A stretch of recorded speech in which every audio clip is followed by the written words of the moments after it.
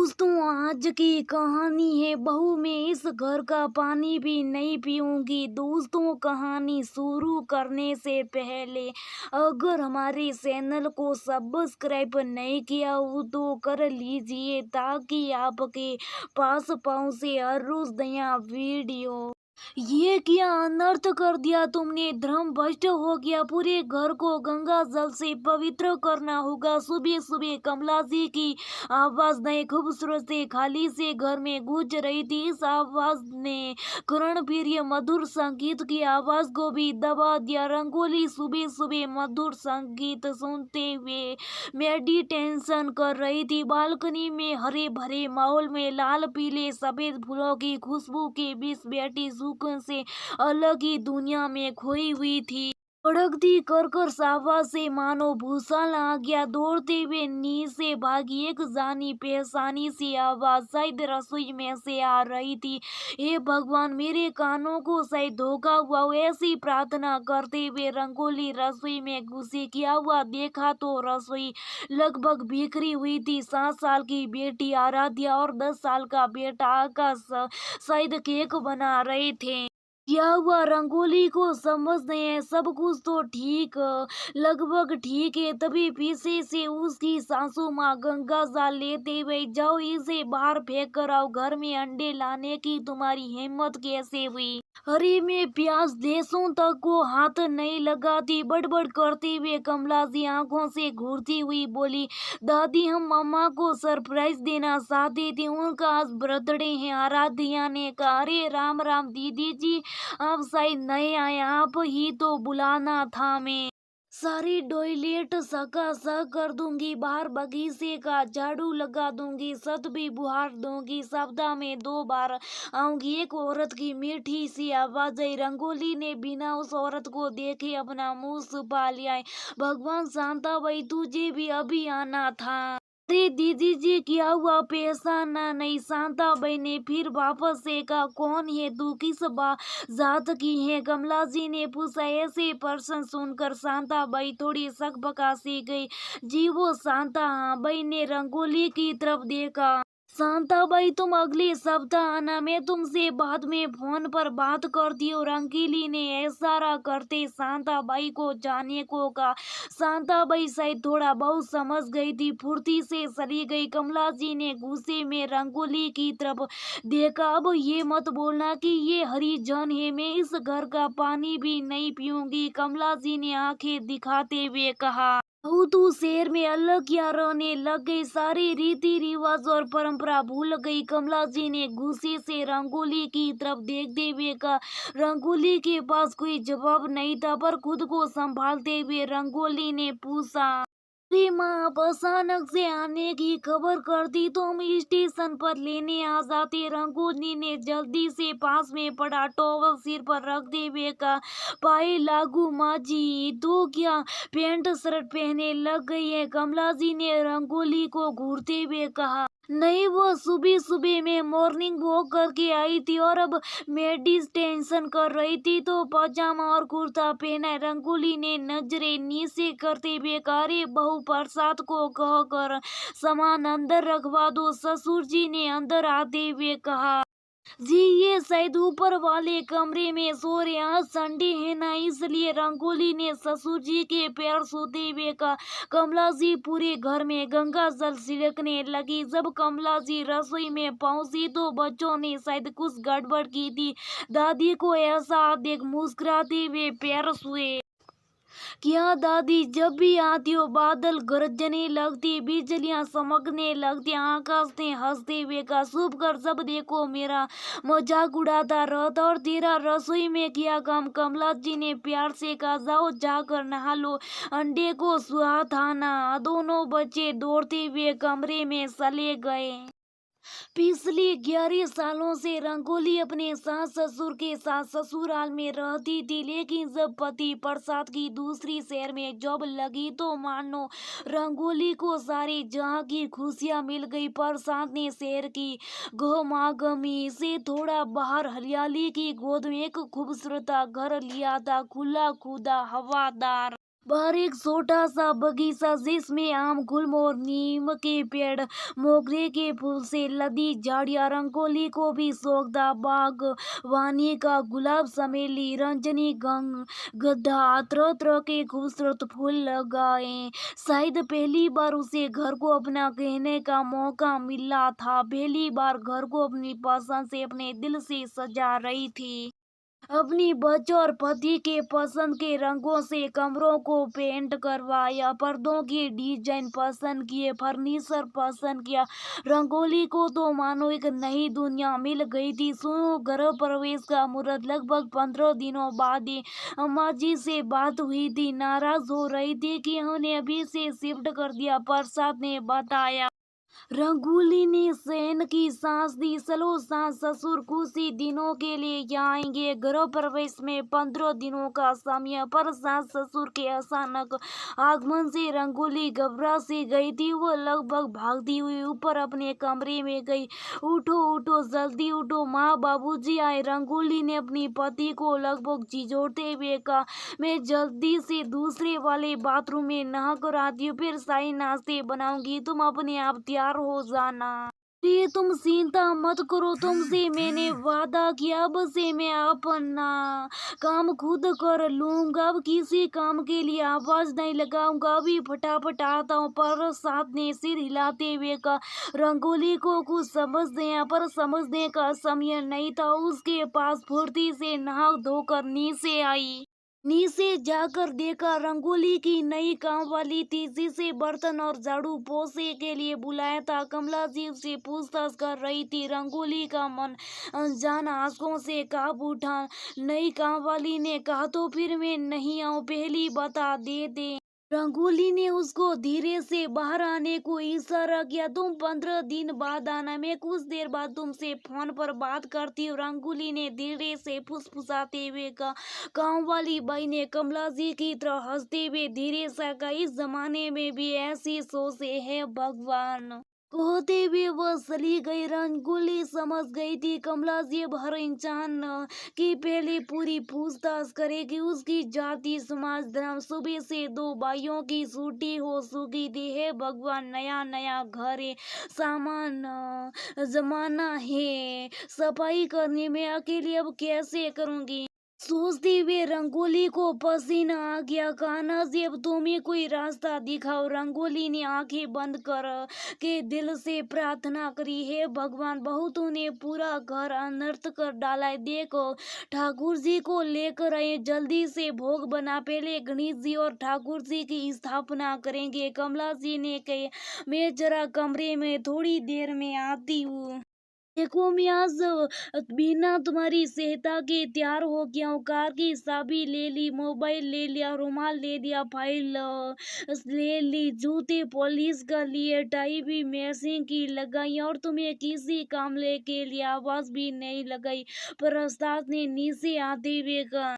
रंगोली प्रसाद को देख एकदम शंकित रह गई। फिर जब बात समझ में आई तो अपनी हंसी दबाती हुई बोली, अच्छा वाह प्रसाद, जल्दी से आया। कमला जी के लाए हुए लड्डू में से एक लड्डू मुंह में डाल दिया। इससे पहले कि कुछ कह पाता, कमला जी ने ड्राइंग रूम में आते हुए प्रसाद की ये हरकत देखी। वह जोर से चिल्लाई, हाय राम, अनर्थ कर दिया, भोग तो लगा नहीं देता, फिर से मुझे लड्डू बनाने पड़ेंगे। प्रसाद एकदम से सकबक गया। माता पिता के पैर से, अरे माँ, आने की खबर कर देती। हाँ, खबर कर देती तो यहाँ इतना सब कुछ देखा, ये सब फिर देखने को थोड़ी मिलता। शेर आकर अपनी मन मर्जी करने लगे हो, कमला जी ने तुनकते हुए कहा। अच्छा, मैं चलता, अब देर हो रही है। अरे आप कहाँ चल दिए, रंगोली ने कहा। प्रसाद ने मुस्कुराते हुए कहा, देखो, आज मुझे टोकना ही नहीं, आज मैं खुद तैयार हुआ हूँ, वो भी सही समय पर। अपनी घड़ी दिखाते हुए बोला, देखो, मैंने घड़ी भी पहनी है। पर डैडी, आज तो संडे। छोटी सी आराध्या ने आंखें मटकाते हुए कहा। प्रसाद तो मानो बर्फ की तरह का जमी गया। क्या संडे, फिर बात संभालते हुए बोला, अरे मुझे ऑफिस में कुछ काम, कहते हुए जल्दी से, इससे पहले कि कोई महाभारत शुरू हो और वह किसी चक्रव्यूह में फंसे, बाहर निकल गया। दोनों बच्चे जोर से खिलखिलाकर हंस पड़े और रोशनी ने बड़ी मुश्किल से अपनी हंसी दबाई। थोड़ी देर बाद जब घर का माहौल थोड़ा शांत हुआ तो रंगोली सिर झुकाकर, अम्मा जी मैं अगले 5 महीने तक रसोई में नहीं जा सकूंगी, मंदिर भी आपको ही सजाना होगा। कमला जी को तो मानो चक्कर आने को हो गए। क्या तू भी ऐसे समय में? कमला जी ने अपना सिर पकड़ लिया। ठीक ही सजा अपने कमरे में, कमला जी ने हाथ से इशारा करते हुए कहा। कमला जी के सामने से पहली बार ऐसी स्थिति आई थी। अपने घर में तो बाई थी, रंगोली के ऐसे समय में मंदिर की पड़ी ताइन को बुलवाकर खाना बनवा लिया करती थी। पर यहाँ तो नया से नए लोग और कुछ सुबह से दो भाइयों की खुदी सूटी कर सूखी थी। वाह दादी, मजा आ गया, हम तो आपके हाल का मजेदार खाना खाएंगे, खूब सारे पकवान। आकाश ने हंसते हुए कहा। हाँ दादी, हलवा भी बनाना और लड्डू भी। छोटी सी आराध्या भी सिर हिलाते हुए बोली। सुनो भगवान, पहले मेरे लिए जरा शाही बना दो, कमला जी के पति किशन जी ने कहा। कमला जी ने खुद को तैयार किया काम करने के लिए। काम छोड़े हुए काफी समय हो गया था। घर की सारी जिम्मेदारियां बहू के सिर पर डालकर इतने सालों से वह चैन की बत्ती बजा रही थी। पर आज कोई सहारा नहीं था तो जुट गई रसोई बनाने। सबसे पहले रसोई में से लहसुन प्याज को उठाकर डस्टबिन में डाला, रसोई की सफाई करी, गंगा जल छिड़कारे। मेरी साई कब दोगी? किशन जी ने दोबारा से कहा। सब देखो साई साई, रुक जाओ, कमला जी ने मुंह बनाते हुए कहा। ओ करती तो समय पर शाही नाश्ता सब मिल जाता था, किशन जी ने बोला। कमला जी ने जल्दी से शाही और पोहा बनाया। हमें तो लगा आप सपन भोग खिलाओगी, आकाश ने हंसते हुए कहा। कमला जी ने उसको आंखें दिखाई। क्या भैया, आप दादी को क्यों परेशान करे? आराध्या ने धीरे से आकाश से कहा। आकाश ने आराध्या को अपने कमरे में आने को कहा। अरु बहुत अच्छा मौका, दादी को भी तो पता चले। पर भैया, अगर दादी को पता चला तो बहुत नाराज होगी, कुछ नहीं होगा, आकाश ने कहा। शाम को मम्मा का बर्थडे पार्टी है। पर भैया पार्टी कैसे करेंगे? दादी शायद कभी नहीं मानेगी, तो बस देखता जा, आकाश ने मुस्कुराते हुए कहा। दादी आज शाम को पार्टी है, मेरे और आराध्या के फ्रेंड आएंगे और मम्मा की कुछ सहेलियां भी, सभी को कल ही बता दिया था। पार्टी के साथ ही हम आपकी वेलकम पार्टी भी रखेंगे। आप शाम को अच्छे से तैयार हो जाना। हम केटरिंग वालों को फोन कर दे, यहाँ खाना आप बनाओगे? आकाश ने पूछा। कमला जी सोच में पड़ गई। ठीक है, कह दे फोन पर प्याज लहसुन मत डलवाना। दोपहर तक कमला जी ने सब्जी लाने वाली बउसली पर काम वाली बाई सबकी छुट्टी कर दी। पर अब अजीब उलझन में पड़ गई। ये भगवान, नया शहर है, मैं तो किसी को जानती भी नहीं हूँ, किसको बुलाऊं काम करने? बहू से पूछती और रंगोली ने धीरे से कहा। माजी शहर में यदि आप किसी से उसकी जाति के बारे में पूछोगी तो कोई भी काम करने नहीं आएगा, नाराज हो जाएगा। सो अलग, हमें से किसी ने से नहीं पूछ सकते। हाय राम, तो क्या ऐसी किसी को भी घर में रखा लो बिना जात पात पूछे? कमला जी ने अपना हाथ सिर पर रख दे हुए कहा। माँ जी, अगर आप कहो तो मैं शांता बाई को दोबारा से बुला लूं, वो झाड़ू पोछा टाइलेमेंट साफ कर देगी और नरेशी बर्तन और खाना बना देगी। कमला जी अजीब धर्म संकट में पड़ गई। इतने सालों से वो अपनी बहू को जिन बातों के लिए परेशान कर रही थी, आज जब उन पर आन पड़ी तो कोई जवाब देने नहीं बन रहा था। ऐसे बहू के सामने झुकना नहीं चाहती थी।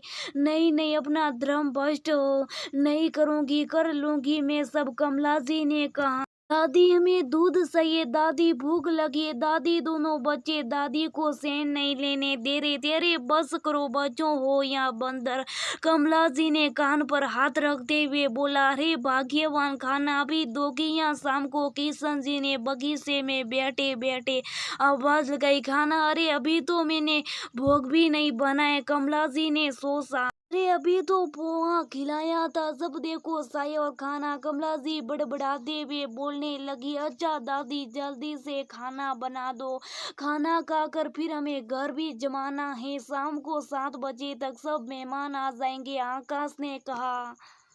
कमला जी शुभ साब कुर्सी पर बैठ गई। कुछ समझ में नहीं आ रहा था है उनका लाडला प्रसाद रविवार को भी पता नहीं कहाँ चला गया। हाँ, प्रसाद जल्दी से अपना मोबाइल निकाला और प्रसाद को घर आने को आदेश दे दिया। अभी के अभी आ जा। थोड़ी देर बाद ही कमला जी का बेटा प्रसाद घर में घुसा। रंगोली बहुत थक गया, नींबू पानी बना दो। डैडी मम्मा आज किचन में नहीं आएगी, दादी से कह दो। छोटी सी आराध्या ने मुस्कुराते हुए कहा। कमला जी फटाफट से नींबू पानी की बजाय पानी लेते आई। ले पानी पी ले, अब आजा। तू मेरा हाथ बढ़ाएगा? पर माँ मैं कैसे बढ़ाऊं, मुझे तो आपने कुछ भी नहीं सिखाया।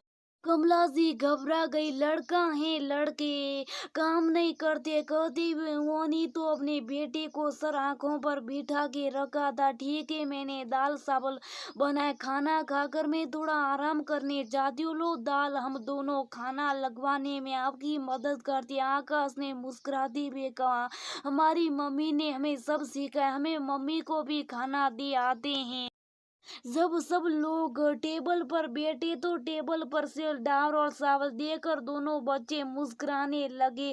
प्रसाद और किशन जी ने भी बिना कुछ कहे चुपचाप खाना खा लिया। कमला जी अपने कमरे में चली गई, पर आंखों में नींद कहाँ थी।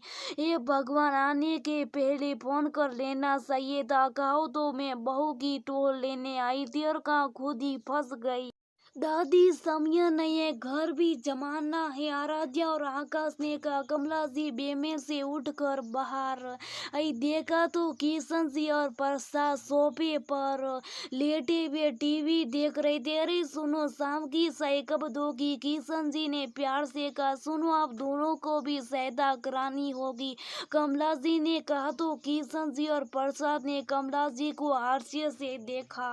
दादी माँ भी तो अकेले करती है, तब तो कोई उनकी सहायता नहीं करता। आकाश ने कहा। कमला जी के पास कोई जवाब नहीं था। फिर सबने मिलकर घर जमाया, शाम की तैयारियां करी। इस बीच दोनों बच्चे गायब हो गए। आकाश आराध्या मिलकर सुबह वाला केक बना रहे थे। उन्होंने केक का बैटर फेंका नहीं था, ओवन में रख दिया था। वे उस आइसिंग कर रहे थे। केक तैयार करके उसे फ्रिज में रख दिया। केक रिंग वाले खाना लेकर आए। दादी एक गड़बड़ हो गई, खाने में लहसुन प्याज, अब खाना वापस भेज भी नहीं सकते, हम सब तो खा लेंगे, आप अपने और दादाजी के लिए बना दो। कमला जी अपना गुस्सा दिखाना चाहती थी, पर धीरे धीरे मेहमान आने लगे। अभी तो दोपहर के बर्तन ही सीख में पड़े मुंह सिढ़ा रहे थे। ऐसा नहीं था कि कमला जी लहसुन प्याज नहीं खाती थी, पर घर में खुद ने कुछ उसल और रिवाज बना रखे थे।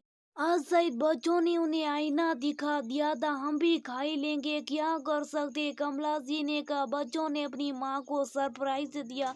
रंगोली की आंखों में आंसू थे। केक काटकर सबको बांटा। कमला जी को पता चला कि बच्चों ने केक में अंडा डाला था और उसकी बात नहीं मानी। कमला जी को बहुत गुस्सा आया, पर वो उस समय सूप रही। पार्टी खत्म होने के बाद कमला जी ने कहा। मैं कल ही वापस गाँव जा रही, देख लिया जो देखना था, सब अनर्थ हो चुका है। इस शहर में आकर तुम घर की परंपरा और संस्कार सब भूल चुके हो। दादी हम आज भी आपका आदर करते, पैर छूते, त्योहार मनाते, हम आज भी वैसे जैसे कर लगते थे। आकाश ने दादी का हाथ पकड़ते हुए कहा। और दादी, अंडा तो अब केक में सभी डालते, लहसुन प्याज भी सब खाते, आप भी तो खाती हो। उस दिन जब पड़ोस वाली सासी बैगन का भरता बनाकर लाई थी तो आपने कितने साफ से खाया था, फिर क्यों मम्मा को मना करती हो? छोटी सी आराध्या ने कहा। और माँ, मैंने अपने बेटे आकाश को घर का हर काम सिखाया, लड़का है तो क्या हुआ, उसे सब आना चाहिए। और देखो आज वह रसोई में भी खाना बना सकता है। आज दोनों बच्चों ने मिलकर केक बनाया और मेरी बेटी आराध्या अकेले साइकिल पर जाकर दुकान से सामान भी ला सकती है, प्रस्थान ने कहा। शहर में आकर अब मैं भी कोशिश कर रहा हूँ बदलने की, आज का नमूना आपने सुबह देख ही लिया होगा, प्रसाद ने हंसते हुए कहा। माँ जी, अब हम किसी की जाति पूछकर काम पर नहीं रख सकते, आजकल तो नीची जाति वाले भी डॉक्टर, कलेक्टर, पुलिस वाले बन गए। कल आपको जिस डॉक्टर को दिखाना वो भी कहते कहते रंगोली शुभ हो गई। तो मैं नहीं दिखाऊंगी डॉक्टर को, अपना धर्म भ्रष्ट नहीं करूंगी। कमला जी अभी भी गुस्से में थी। माँ गुस्सा थूक दो, जमाना बदल गया, धर्म जाति अमीरी गरीबी लड़का लड़का जैसी बातें अब दकियानूसी हो गई है। जमाना बदला और कुछ हमें भी बदलने की जरूरत है। अपने नजरिए को, अपने विचारों को। किशन जी कमला जी सिर झुकाई बैठे थे। आज बेटी और बच्चों ने उन्हें आईना दिखा दिया था। जिस बहू को पिछले 11 सालों तक असूलों के नाम पर परेशान किया, आज कमला खुद एक दिन भी उन असूलों को बोझ नहीं पाई। हमें माफ कर दो बहू, कल से शांता बाई को काम पर बुला लेना, डॉक्टर को भी दिखा लूंगी। अब से भी तेरे साथ सूट पहनकर मॉर्निंग वॉक पर चलूंगी। जब तक यहाँ पर हूँ तब तक जैसा देश वैसा भेष। कमला जी ने मुस्कुराते हुए कहा। आराध्या और आसकस मुस्कुरा रही थी। उनका शरारत भरा प्लान सफल हो गया था। रंगोली को लगा जैसे उसने अपनी खोई खुशियां वापस से पाली। दोस्तों, आज भी कुछ परिवारों में इस तरह की बातें बहुत सामान्य हैं।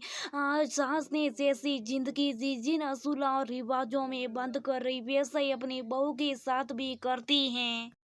हो सकता है कुछ हद तक सासू जी इस तरह के बंधनों में रही हो, पर वह समय अलग था। उस समय संयुक्त परिवार हुआ करते थे। घर की जिम्मेदारी केवल एक बहू पर नहीं होती थी, पर आज समय के साथ जिस घर में एक या दो बच्चे होते, वहाँ अकेली बहू पर सारी जिम्मेदारियां डालना और वही पुराने असूलों में उसे बांधना कहाँ तक सही है। सबके साथ अच्छे से जानती ये गलत है, पर शायद इतना सहते हुए जब सास बनती है तो अपना प्रभुत्व दिखाती है। वो शायद वो भूल जाती है कि सास भी कभी बहू थी। पर आज के जमाने में जब उन्हें खुद एक दिन भी ऐसी जिंदगी जीनी पड़ती है तो उन्हें आईना नजर आई जाता है। आज समय के साथ चलने की जरूरत है। आज की बहू शिक्षित होती है और गलत बातों को ज्यादा नहीं सह सकती है। आदर और सम्मान की वजह से बहू एक हद तक रहती है, इससे पहले कि उनकी हद टूटे और परिवार भी टूटे। अपने झूठे अहंकार को हटा कर बहू को प्यार और अपनापन दे तो बहू भी दिल से सभी परंपराओं को